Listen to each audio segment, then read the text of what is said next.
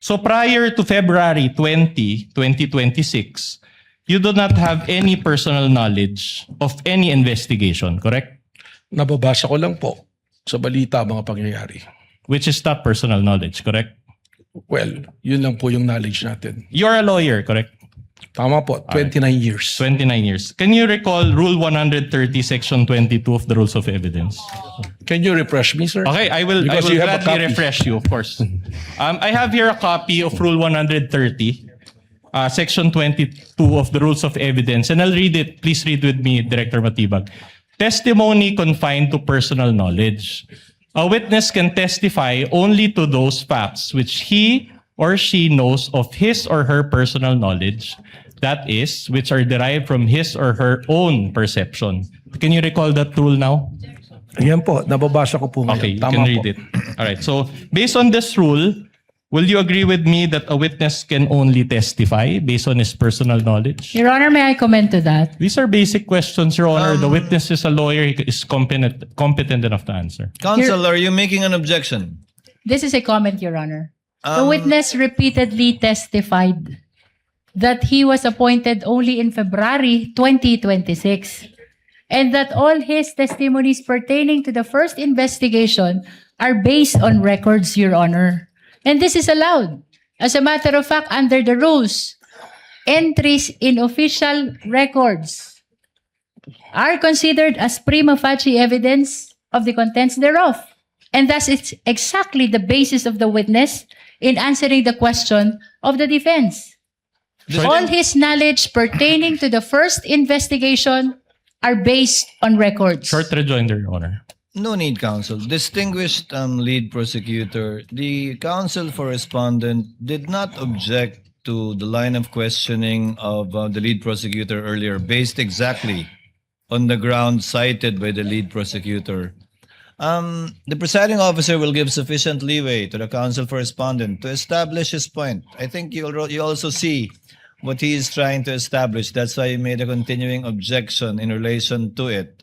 I'll give you some leeway, counsel, but go to your next topic as soon as you're done with this. Thank you, Your Honor. So, again, based on this rule, a witness can only testify based on his personal knowledge, correct? Tama po, pero meron pong mga exceptions sa rule All na right, yan. okay. If not based on personal knowledge, then that is hearsay, correct? But it's not an absolute rule po dahil may exceptions nga po.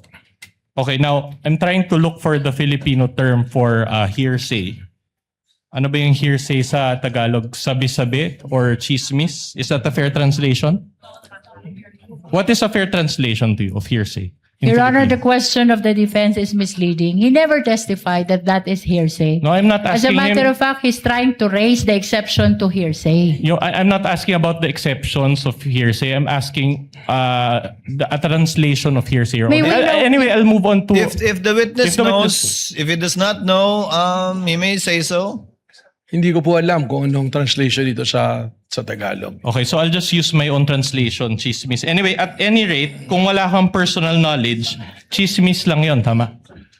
Hindi ko naman po naririnig sa korte, ako yung nag-practice din, kahit na-translate sa Tagalog, kahit minsan ko po, hindi ko po narinig ng hearsay ginamit ang salitang chismis. All right, I'll move on. Now, the main material that the NBI used in its investigation was the video of the November 23, 2024 press con, correct? Tama po. Did you watch that whole video yourself? Napanood ko po. The whole video? Well, yung pong importanteng bagay dyan ang aking tinutukan pero napanood ko po. All right. Now, let me ask you, do you confirm that in that virtual press con, VP Sara spoke about a lot of topics? Tama po.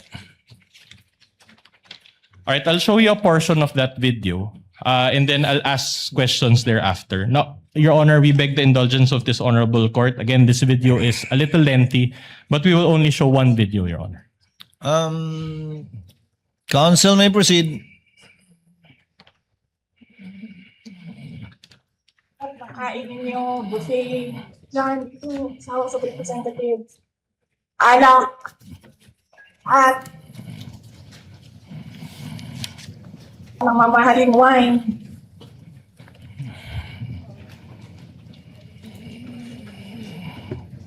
Yan. Yung taong bayan na prinamisan ninyo, 20 pesos rice. Yung taong bayan na hindi ninyo pinupuntahan sa mga komunidad nila, ano sabi nila?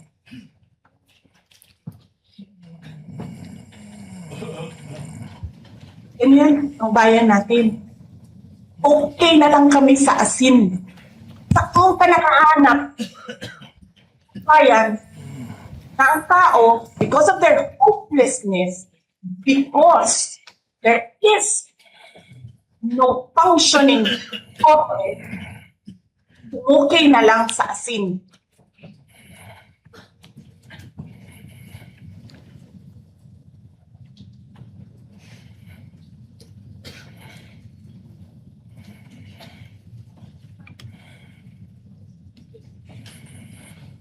Lang abogado si Attorney Lopez eh.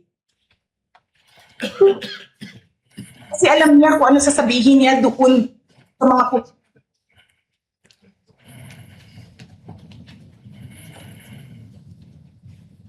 Your Honor, it appears that we're having technical difficulties. Can we just Yes, replay that part, Your Honor? Nakawin yung cellphone. Dadalhin mo. Your Honor, may I make a manifestation first? Can the tech kindly pause and rewind a bit with respect to the portion? Just a bit. Your Honor, this is part of the question, Your Honor. Can we ask that the manifestation be made after the playing of this video and the asking of the appropriate question? Your Honor, the manifestation concerns the very video that they are presenting. We're already playing it, lead counsel. We will recognize you after the video is played. Kindly proceed with the playing of the video. Ng cellphone. Saan ka nakahanap? Papasok ka, nanakawin mo yung cellphone, dadalhin mo pa yung tao.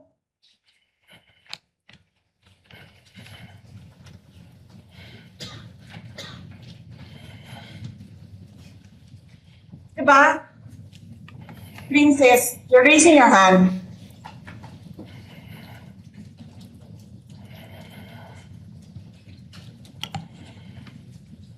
Hello? Narinig po ba ako, Princess Maui? Yes.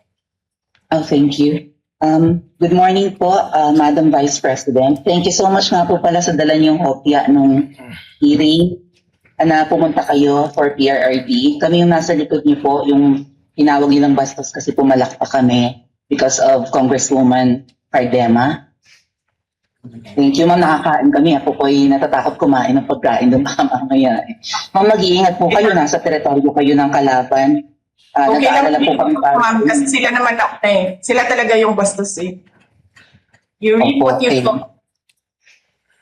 Yeah. Mag-iingat po kayo kasi sa dinami-rami po ng inyong mga pasabog ngayong gabi, it seems like marami po talaga kayong alam about them, no? Dahil sa pagkakasama niyo sa kanila during the campaign and during the 2022 elections. Baka po mamaya kasi totoo yung mga naririnig namin, o yung, I don't know if it's true, na meron daw silang Operation Romanovs and baka bala kayong ubusin ang inyong pamilya dahil hadlang kayo sa kanilang mga balakin in the future. So, mag-ingat po kayo. Kami po kasi kami ng EDSA Friday Group, kami yung bumababa every Friday dyan sa EDSA because we believe yan yung tamang venue sa dinami-rami na ng problema natin. Ang kaya lang naman po namin gawin ay manawagan na bumaba na yan. Eh ano po kayo ang remedy naman ninyong mga nasa posisyon o ng mga kayang labanan itong napakarami na pong ginagawang korupsyon at krimen laban sa taong bayan? Ano po ang pwede nyo maging remedy para matapos na ito? Lalo't nagsisigaw na po ang taong bayan na mag-people power. Yes. Huwag kang mag-alala, ma'am, sa security ko. Kasi may kinausap na ako na tao. Sabi ko sa kanya, kapag pinatay ako, patayin mo si BBM, si Lisa Araneta, at si Martin Romualdez. No joke. No joke. Nagbilin na ako, ma'am. Pag namatay ako, sabi ko, huwag ka tumigil na. Hanggang hindi mo mapatay sila. And then he said yes. So, alam mo ma'am, yan ang lagi kong sinasabi sa mga kabayan lang. nung ang laban wala dyan sa EDSA, ma'am. Wala dyan sa mga highway. Ang laban, ma'am, nandun sa loob ng palasyo. Yan ang problema. We appreciate yung expression ninyo ng disgust, ng pagkamuhi, ng hopelessness, kasi it reflects kung ano yung nararamdaman ng marami, milyon nito. Alam ko yan, ma'am, kasi kahit saan ako pumunta, ako ang binoto namin yan dahil sinabi mo, iboto namin.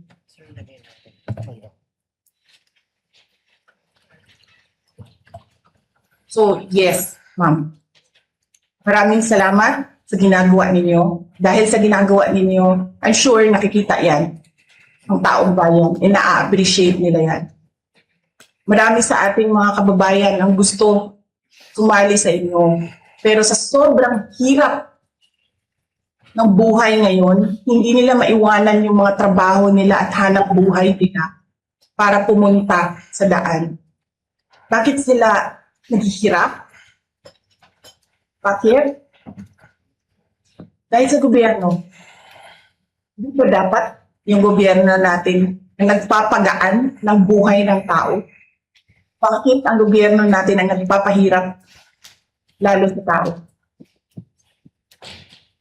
Kasi gusto ba nila lagi na lang mahirap ang mga tao para madali mapasunod? May mga lugar kami sa Mindanao na ganyan ang mga politiko. Gusto nila mahirap lahat. Ibahugan lang nila ang kwarta. Governor na sila, mayor na sila, congressman na sila. Hanapin niyo, ma'am, yung mga lugar na sobrang hirap sa Mindanao. Tingnan niyo anong gawain ng politiko. Pinapakain lang ng pera ng tao. Pinabastos yung kanilang pagkatao. Dahil wala silang pakialam. All right. For the benefit of this court, that is timestamp 1-12, 1:12:43 onwards of the video recording with accompanying transcript. With the This is permission of the counsel for respondent, the lead prosecutor is recognized for her manifestation. Your Honor, I wish to manifest that the video which was played is unmarked and spliced video, Your Honor. That is for the record. The counsel for respondent just mentioned the timestamp and the marking as well. Counsel for the respondent may proceed. All right. Now, Director Matibag, these are my questions about the statements of VP Sara in that video. Do you have personal knowledge of the theft incident involving Attorney Lopez's cell phone? Wala po. Wala. Do you have personal knowledge on the buffet in the House of Representatives? Wala po. Wala. Do you have personal knowledge on the communities na asin lang ang kinakain? Wala po. Alright. Do you have personal knowledge on the person whom VP Sara talked to regarding BBM, FL, and the former speaker? Wala po dahil Wala. siya nakipag-usap. Alright. Okay. Thank you for that. So, now, you mentioned that you watched the whole video. My question to you is, did the NBI conduct any separate investigation regarding the various acts of corruption alleged acts of corruption of BBM, FL, the former speaker, and the congressman as mentioned by VP Sara? Marami pong iniulat sa akin na mag-investigasyon, subalit hindi naman po kasi binanggit doon sa video sino ang mga particular na kailangang imbestigahan. Kaya naman po yung investigasyon na ginagawa ngayon ng NBI, maaaring tumutukoy na po sa mga taong binabanggit po. Right, but as NBI director now, you have the authority to investigate alleged cases of corruption, correct? Tama po yun. All right. In fact, you came out in the news recently stating that you will investigate the 2019 SEA Games, correct? Tama po. All right. And the 2019 SEA Games came prior to this 2024 press con, correct? Tama po. Okay. Do you intend, my next question is this, do you also intend to investigate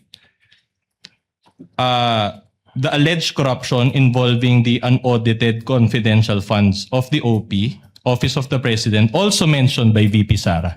Kung meron po mga ebidensyang ilalatag sa amin para amin pong sundan, hindi po magdadalawang isip ang NBI sapagkat ito po ang mandato ng NBI. Alright, thank you for... Mag-imbestiga ng mga krimen po, amin pong nakikita. Alright.